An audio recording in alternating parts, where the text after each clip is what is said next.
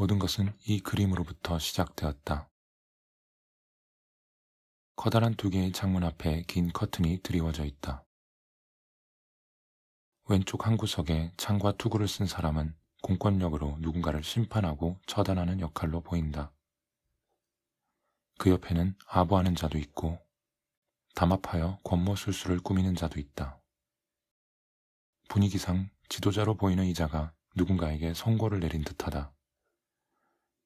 방금 내려진 선고에 깜짝 놀라 당장 소문을 퍼뜨리려는 사람도 있다. 어처구니 없어 하면서도 결과에 수긍하는 자도 있고 탐탁치 않게 여기며 불복종하는 자도 있다. 모든 것을 무시하며 아무것도 못 본 척하는 자도 있다. 특정 집단을 배척하며 의상으로 자신의 서열을 드러내고 싶어하는 자도 있다. 흘끗 보는 척하면서도 모든 것을 지켜보는 이 자는 푸주한이다. 영향력 있는 사람들에게 환심을 사려는 이 자는 오늘도 변호사 옆에서 친밀감을 과시하고 있다. 의무감에 맡은 일을 습관적으로 처리하는 무능력한 변호사는 손가락으로 피고를 가리키고 있다. 피고, 엄마 돼지와 아기 돼지 6마리. 돼지의 표정과 눈물로 미루어 보아 무언가 억울한 일을 당한 것이 분명하다. 무엇 때문인지 저항 한번 못하고 속수무책으로 당하게 생겼다. 아기 돼지들은 영문도 모른 채 엄마 돼지 품에서 따뜻한 시간을 보내고 있다.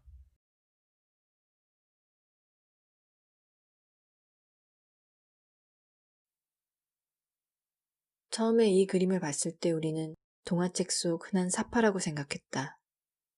전형적인 동물의 의인화.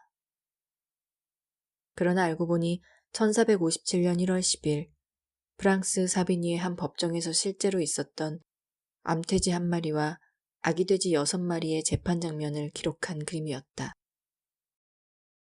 이 그림을 의뢰한 사람은 작가가 공들여 묘사를 하긴 했지만 우스꽝스럽게 보이는 바람에 상황의 엄중함을 전하는 데는 실패했다고 논평했다. 동물재판은 13세기부터 18세기까지 유럽에서 쉽게 볼 수 있는 일이었다. 모든 법적 절차를 거쳤고 당연히 동물을 위한 변호사도 선임되었다. 우리는 알고 싶었다. 당시 변호사들은 어떻게 동물의 마음을 읽고 어떻게 동물을 대변할 수 있었을까? 답을 찾기 위해 우리가 할 수 있는 모든 시도를 다해보았으나 역부족이었다. 그러나 우리는 끝까지 포기하지 않았고 마침내 동물신 번역기의 존재를 알게 되었다. 그래서 민심이 아니라 동물심이다 이거지. 처음엔 어느 정치인의 부탁으로 민심 읽는 기계를 만들고 있었어. 근데 그 과정에서 동물 실험을 하다가 우연찮게 발명을 한 거야. 동물심 번역기의 공동 특허권자인 비버와 푸주안이 번갈아가며 말했다. 하지만 자랑도 잠시. 우리가 동물심 번역기의 제작을 의뢰하자 비버는 갑자기 자신이 없어졌다. 그게 사실은 만든 지 상당히 오래됐어. 한동안 수요가 통 없었거든. 그러나 푸주안은 생각이 달랐다. 할 수 있어, 내 생각엔. 아니, 해내야 해. 확신하건대 해낼 거야. 종이와 펜, 그리고 카메라를 가져와봐. 구할 수 있는 시간이 있는 한 가장 좋은 걸로. 비버는 종이와 펜, 그리고 카메라를 충분히 가지고 왔다.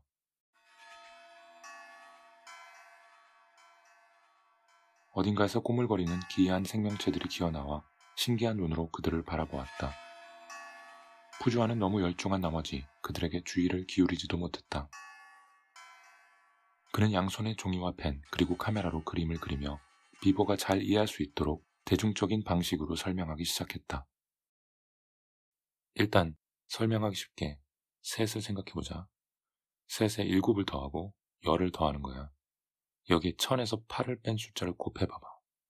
그 다음 그 값을 992로 나누고 마지막으로 17을 빼면 완벽하고 정확한 동물심 번역기가 탄생하는 거지.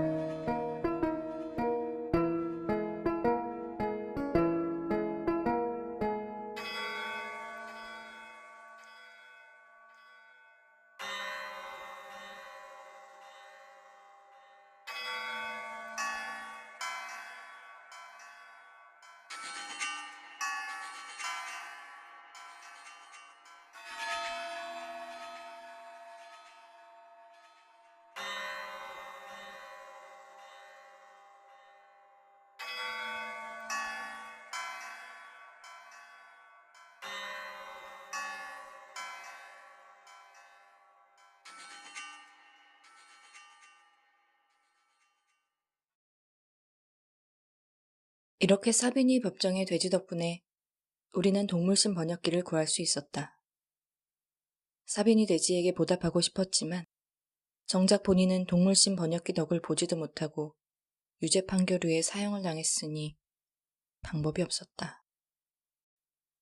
안타까운 마음에 우리는 미성년자라 보호 처분을 받고 풀려난 아귀돼지 6마리의 행방이라도 추적해보기로 하였다. 일일이 설명할 수 없는 우여곡절 끝에 우리는 한 아귀돼지의 438대 후손이 세계적인 영화배우가 되었으며 무려 인류 최초의 SF 영화 주인공으로 열연했다는 기사를 발견하였다. 설레는 마음으로 우리는 최초의 SF 영화를 찾아보기 시작했다.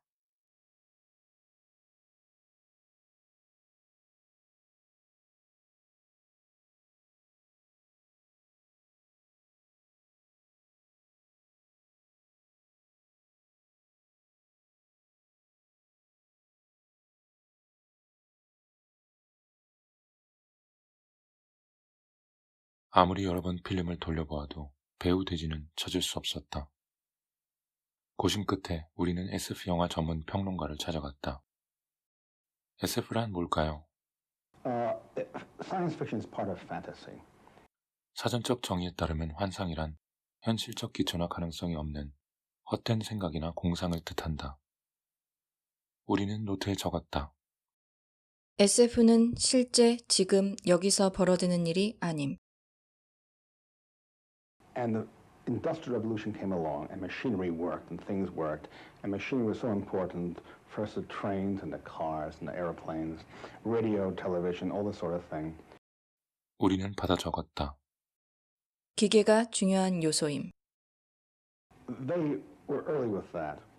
They wrote about the impact of science upon people. That's what science fiction should be. If it's about anything, it's about how science is changing our lives. And you must admit, every single part of our lives is changing, continue, or has been changed by science.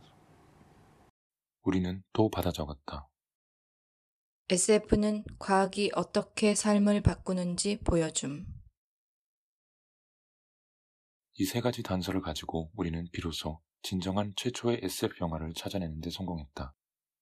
사비니 돼지의 후손이 그 영화에 출연한 것은 사실이었다.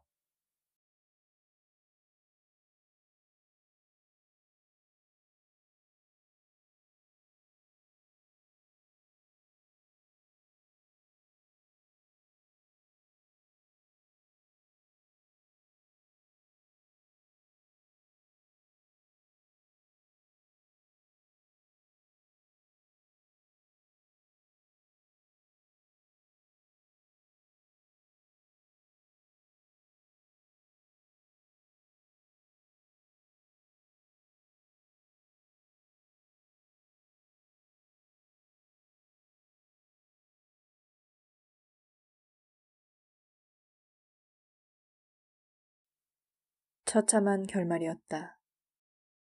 당시 사비니 돼지가 이 광경을 보지 못하고 생을 마감한 게 다행이란 생각이 들 정도였다. 비통한 마음에 어찌할 바를 모르던 중 비버와 푸주안에게서 연락이 왔다.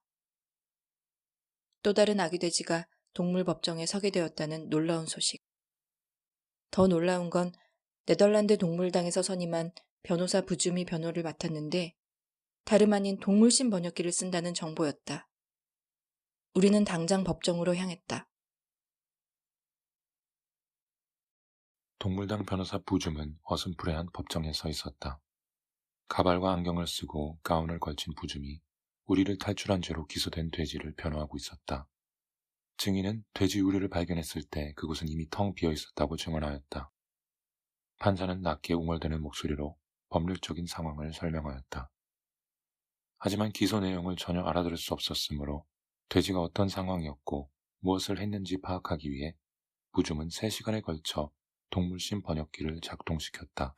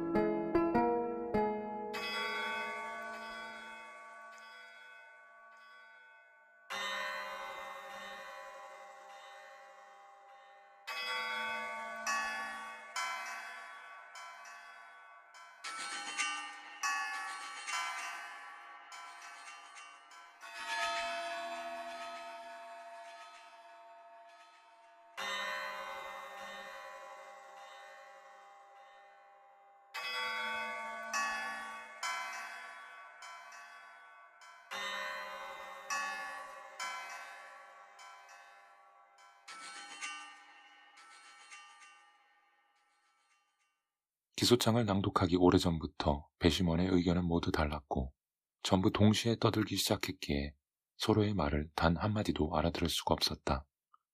여러분도 알다시피 판사가 입을 열자 부줌이 외쳤다. 허튼 소리! 이 법령은 시대에 완전히 뒤떨어졌소. 친애하는 동료들이여, 이 사건은 캐캐묵은 인간 중심주의에 근거해 있소. 반역죄에 있어 피고는 비록 공모 혐의는 있으나 주도 혐의는 전혀 해당되지 않소.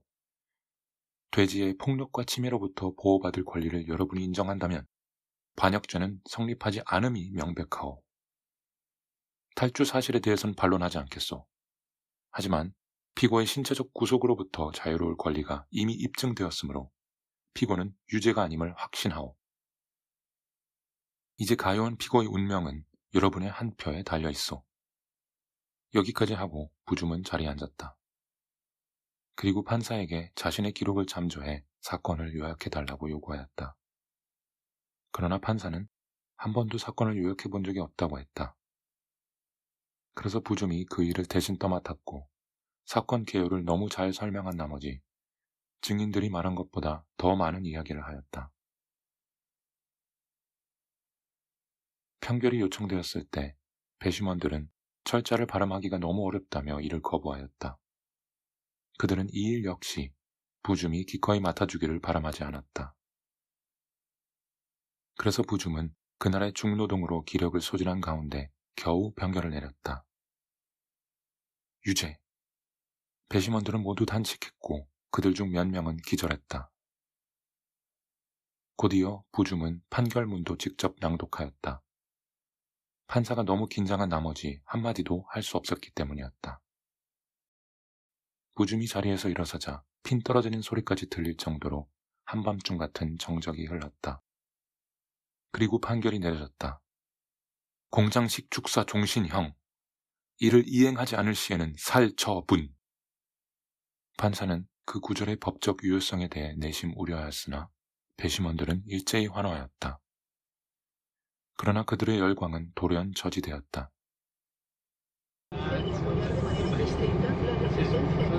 Si non scola, io sto in mare. Dice che... Hello, hello. Oh, sta un pochino da oso così. Sta un pochino da oso che lei non scola in to. Hello, hello. Fortane vai. 교도관이 눈물을 머금고 말하기를 돼지가 이미 몇 년 전에 사망했기에 그 선고는 전혀 효력이 없다는 것이었다. 판사는 심히 불쾌한 낯빛으로 법정을 나갔다. 부줌도 다소 아연실색하였으나 변론을 위임받은 변호사로서 마지막 순간까지 고함을 질렀다. 우리의 혹은 아기 돼지의 꿈속에서 그 고함 소리는 시시각각 더 또렷해졌다.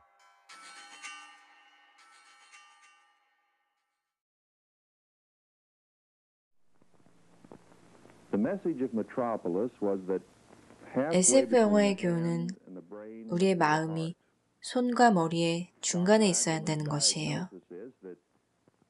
행동하려는 마음이 있으면 손과 머리를 이용해 과거를 바꿀 수 있다는 것입니다. 우리는 기회가 주어질 때마다 영화 예술의 가장 도전적인 양식인 SF 영화를 선택하고 상영하고 보고 비판하고 또 만들어야 합니다. 한쪽 눈은 과거에, 다른 한쪽 눈은 미래에 두고 말이죠. 이상한 이야기처럼 들리겠지만 사실 여기에는 세 개의 눈이 작동하고 있어요. 그 세 개의 눈은 바로 지성, 상상, 진실함입니다.